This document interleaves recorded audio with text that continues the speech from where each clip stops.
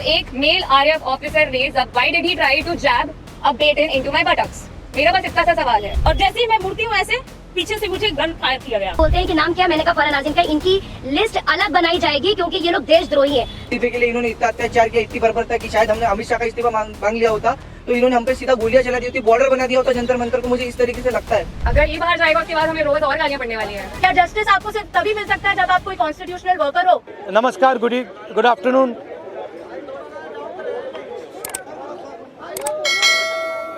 Good afternoon.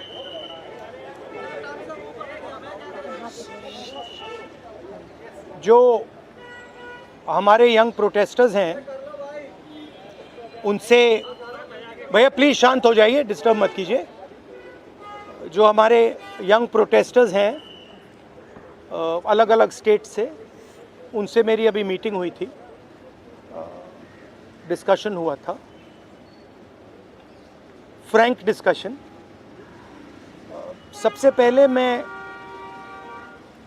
इनके जैसे जो हज़ारों यंगस्टर्स हैं इनका और उनका धन्यवाद करना चाहता हूं कि ये कॉन्स्टिट्यूशन के लिए लड़े, एजुकेशन सिस्टम के लिए लड़े और इंडिया के फ्यूचर के लिए लड़े। मेन डिस्कशन वायलेंस पे था, हिंसा पे था, और इनका कहना है कि इन्होंने किसी पर हिंसा नहीं की, मगर इनका नॉन स्टॉप हरासमेंट हो रहा है, इनको धमकाया गया और इन पर लाठियां चलाई गई, इनको मारा गया। तो मैं चाहूँगा कि दो शब्द ये भी बोलें। बहुत अच्छा लगा क्योंकि मेन बात इन्होंने बोली कि देखिए, जब अन्याय होता है, चाहे किसी और पे भी अन्याय होता है, एज ए सिटीजन हमारी जिम्मेदारी है कि उस व्यक्ति को हम प्रोटेक्ट करें, उसकी रक्षा करें। और ये मुझे कॉन्स्टिट्यूशनल वैल्यू लगती है, नेशनलिस्ट वैल्यू लगती है। I am very proud of all of you. I am very proud of every single young person who has done this. You have done nothing wrong, and the question of accepting your apology does not arise.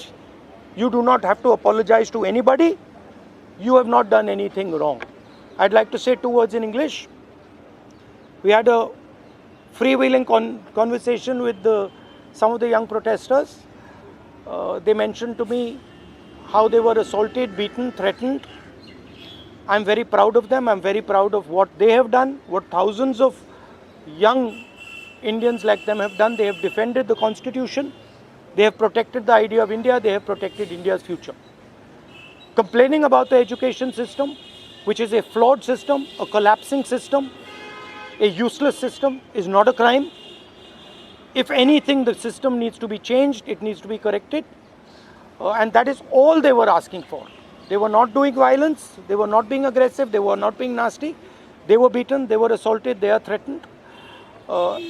Accepting their apology, forcing them first, sending gundas to their house. महिलाओं के घर में गुंडा भेजने के बाद forcibly उनसे apology, 15 साल की बच्ची से अपॉलॉजी लेना और फिर उस अपॉलॉजी को एक्सेप्ट करना, accepting that apology is complete nonsense. We do not accept it. We want a education system that works. We want exam leaks to stop, and we want the future of this country, who is them, to be respected and protected. So would you like to say a word? Talk. Hello everyone, मेरा नाम है रिया अहीर. मैं वो लड़की हूँ जो Mumbai police के सामने आ गई थी. यू गाइस से कि ये वो लड़की है जो वायरल हो गई है, जिन्होंने मुंबई पुलिस को रोका था. बट मैं मीडिया से ये कहना चाहूँगी, मैं वो लड़की हूँ जिन्होंने 20 बच्चों को अनलॉफुली डिटेन होने से रोका था. Please change your narrative, change your perspective. पर जो भी मैंने किया उसकी वजह से मुझे बहुत हरास किया जा रहा है. ट्रोलिंग नहीं बोलूँगी मैं, क्योंकि ये ट्रोलिंग नहीं है, ये क्राइम है. और सिर्फ ये ही नहीं, जनता ही नहीं बल्कि पार्टी वर्कर्स भी अभी अपने फेसबुक पर पोस्ट लगा रहे हैं, मेरे बारे में गलत बोल रहे हैं कि मैं जो कुछ भी कर रही हूँ 140 रुपीज़ में अपनी बॉडी बेच रही हूँ. सर आप खुद ही सोचिए, उनके दिमाग में ऐसा कितनी गंदगी भरी रहेगी कि वो ये बोल रहे हैं. 27 को मैंने क्राइम रजिस्टर करवाया था। आज 5 तारीख है, मेरे हाथ में अभी तक FIR नहीं आया है। ना ये बेटियों को पढ़ने दे रहे हैं, ना ये बेटियों को बचने दे रहे हैं। मैं बस आपसे इतना कहना चाहूँगी कि एज मीडिया हमारी सबकी रिस्पॉन्सिबिलिटी होती है कि जिन बच्चों के लिए मैं खड़ी थी अब वो मेरे लिए खड़े हैं। एज ए सिटीजन हमारी भी रिस्पॉन्सिबिलिटी है कि एक दूसरे के लिए हम खड़े रहें। Thank you. एक सेकंड हेलो, इनके बारे में मैं कहना चाहता हूँ। इनको पेलेट गन इंजरी हुई थी, ये थोड़ा आपको बताएंगे कि कहा जा रहा है कि पेलेट गन यूज़ नहीं की गई, ये आपको थोड़ा बताएंगे। मेरा नाम नूतन टोप्पो है और मैं झारखंड से बिलोंग करती हूँ। और प्लेट गन मैं अपने आँखों से देखी थी कि हमारे साइड गन पॉइंट किया हुआ था और जैसे ही मैं मुड़ती हूँ ऐसे पीछे से मुझे गन फायर किया गया। और मुझे पता, अच्छी तरह से पता है, मुझे गन से ही फायर में लगी है, प्लेट गन से ही लगी है, बस मुझे ये पता है। पर जब देश में जंतर मंतर में 20 तारीख और जब अन्याय के खिलाफ हमें खड़ा होने का मौका मिले, हम खड़ा होंगे जरूर। मैं फरहानाज उत्तर प्रदेश से आई हूँ। मैं एज अ ग्रेजुएशन स्टूडेंट हूँ, लेकिन हम जब 20 तारीख को जंतर मंतर पे एकदम पीसफुल होकर प्रोटेस्ट कर रहे थे, ये पुलिस के गुंडे बहुत बुरी तरीके से हमको मारे। इतने बुरा इंजर्ड करने के बाद में ये लोग हम लोगों पे ये बोलते हैं कि अगर आप कार्रवाई करोगे तो हम लोग भी डायरेक्ट कार्रवाई करेंगे। देन उसके बाद भी जब इनसे ये नहीं बना तो ये लोग कहने लगे, ये पुलिस का कहना था कि इनका नाम क्योंकि मुसलमान नाम से इन लोगों ने जज किया कि मैं फरहानाज। पहले इन्होंने मुझे मारने के बाद बस में बिठाया, 3 घंटे तक लिटरली रखे और फिर उसके बाद बोलते हैं कि नाम क्या। मैंने कहा फरहानाज। इनकी लिस्ट अलग बनाई जाएगी क्योंकि ये लोग देशद्रोही हैं। तो सर, अगर हम लोग शांति से प्रोटेस्ट कर रहे हैं, क्या हम देशद्रोही हैं? क्योंकि हम लोग नॉर्मल लगा रहे थे वंदे भारत और भारत माता की जय, उसके बावजूद भी हम लोग को मारने के बाद देशद्रोही बोलते। तो ये इन्होंने हमारे साथ किया। उसके साथ साथ सोशल मीडिया पे लगातार आ रहा है कि अरे ये लोग सिर्फ देशद्रोही पना करने गए थे। तो मेरा यही कहना है कि अगर आप लोग इस तरीके से करते रहोगे, लेकिन हम लोग बाज नहीं आएंगे। हम हक के लिए, अपने देश के लिए हमेशा खड़े रहेंगे। जय हिंद, जय भारत। मेरा नाम भरत बानाइत है। मैं नागपुर से आया था, जो जंतर मंतर के लिए प्रोटेस्ट किया था। उस प्रोटेस्ट में मैं 20 जून से था, पर 20 जुलाई को हुआ वाक़या, तो हमने धर्मेंद्र प्रधान के लिए जो इस्तीफ़ा मांगा था, उस इस्तीफ़े के लिए इन्होंने इतना अत्याचार किया, इतनी बर्बरता की। शायद हमने अमित शाह का इस्तीफ़ा मांग लिया होता तो इन्होंने हम पे सीधा गोलियां चला दी होती, बॉर्डर बना दिया होता जंतर मंतर को। मुझे इस तरीके से लगता है क्योंकि हमने जो सहा है, मैंने खुद कई बच्चों को एम्बुलेंस में डाला जो ब्लीडिंग हो रही थी, उनसे ब्लीडिंग हो रही थी। मैंने उनको डाला तो सामने जाके उनको रोका गया था। उनको रोकने के बाद उनको फिर जिनके सर पे लगी थी उनके पैर तोड़े गए और जिनके पैर टूटे थे उनके सर फोड़े गए, हाथ तोड़े गए। मतलब इस तरीके का वाक़या हमने देखा और अभी तक ज़िंदगी में मैंने ये ऐसा दिन कभी मैंने अपने ज़िंदगी में नहीं देखा। और ये मेरे ज़िंदगी का ब्लैक डे था और ये ज़िंदगी में किसी के नहीं आना चाहिए। इसलिए सबने एक साथ सब खड़े हुए और जैसे मुझे मारा गया तो लोग मुझे देख के आए। पर अभी हमें लगता है कि उस दिन अगर हम रुकते नहीं जंतर मंतर पे तो ये लोकतंत्र का आखिरी दिन होता। यही मैं कहना चाहता हूँ। धन्यवाद। हाय एवरीवन, मेरा नाम मुस्कान है। मैं ज़्यादा कुछ नहीं बोलूँगी, मैं बस इतना बताऊँगी that I was one of the peaceful protesters at Delhi Jantar Mantar. मेरा सवाल बस ये है कि जब मैं शांति से चल रही थी तो पुलिस ने मुझे मारा क्यों? आरएएफ ऑफिसर्स ने मेरे ऊपर लाठी क्यों बजाई? और जब ये साफ साफ रूल है कि आप थाई के ऊपर नहीं मार सकते हो और एक मेल ऑफिसर किसी लड़की को नहीं मार सकता, तो एक मेल आरएएफ ऑफिसर ने why did he try to jab a baton into my buttocks? मेरा बस इतना सा सवाल है। और अगर इसके लिए जिसको भी उसने ऑर्डर दिया था, अगर वो आके मुझसे माफ़ी मांग ले तो मुझे भी बहुत खुशी मिल जाएगी। एंड सेकेंडली, क्योंकि मैंने बोला कि मेरा नाम मुस्कान है, मैं एडिशनली ये भी ऐड करना चाहूँगी कि सरनेम मेरी शर्मा है। और ये मैं इसीलिए बता रही हूँ क्योंकि आजकल हर कोई मान के बैठा है कि मैं मुस्लिम हूँ और इसीलिए मुझे और ज़्यादा गालियाँ मिल रही हैं। And that does not tell anything about me, but that tells a lot about the narrative जो इस कंट्री में अभी सेट हो रहा है कि अगर इसने सरकार के खिलाफ बोल दिया तो ये तो मुस्लिम है, और जैसे ही आप किसी को मुस्लिम बना देते हो समहाउ वो अपने आप ही एंटी नेशनल कैसे बन रहा है।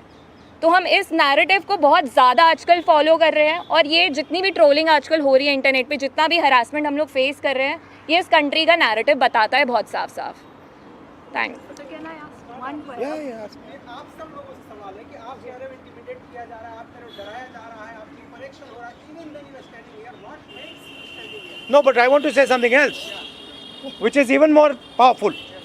That there are young people who are standing here in front of India's press. But Amit Shah and the Prime Minister don't have the courage to stand here. अगर ये बाहर जाएगा उसके बाद हमें रोज़ और गालियाँ पड़ने वाली हैं, They are क्योंकि Indian. कल को मेरे साथ गलत होगा, मेरे साथ कोई आके खड़ा नहीं होगा अगर आज मैं दूसरों के लिए आवाज़ नहीं उठाऊंगी. और ये ऐसी कंट्री है, टू बी वेरी ऑनेस्ट, जिन लोगों को मेरी सुरक्षा करनी चाहिए उस दिन मैं उन्हीं लोगों से पिट रही हूँ.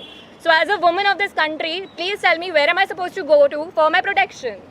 मुझे बस आप इतना बता दीजिए. Just 1 second. One second. मेरा बस एक सवाल है जो भी ये देख रहा है उनसे, क्या जस्टिस आपको सिर्फ तभी मिल सकता है जब आप कोई कॉन्स्टिट्यूशनल वर्कर हो, या आर्टिकल 14 के हिसाब से जस्टिस सबके लिए इक्वल है? ये मेरा सवाल है. So no, last thing I want to say. 1 second. We're not taking any more questions. Last thing I want to say is that for them to come here, जो आपने बोला, it is an act of courage. It is not easy for them to come here. They are facing harassment, they are facing violence, they are facing torture, and I am very proud that they have the courage to speak so eloquently, so beautifully about what they are feeling. And these are exactly the type of youngsters that this country needs. There's thousands and thousands of them, and I'm extremely proud of what they have done. Final thing, the person who is responsible for this violence, the person who has had the pellet gun fire into this young lady, the person who's had the pellet gun fire into that young man I brought here, the person who has turned the police force against this young lady who's asking for their protection is Mr. Amit Shah, is the Home Minister of India. He does not have the decency to come to Parliament. He does not have the decency or the courage to comment on what has happened. And there's only two possibilities. One, he did not know that this violence was being carried out on the children, in which case he's incompetent. And two, that he ordered the shooting of the pellet gun, he ordered the violence on these children, on these youngsters, which means he is culpable. Either way, he is responsible. Thank you very much, and thank you very much for coming. All the best. Thank you. अगर आप ये video YouTube पर देख रहे हैं तो हमारे channel को सब्सक्राइब कर बेल आइकन दबाएं, और Facebook पर देख रहे हैं तो हमारे पेज को लाइक करें.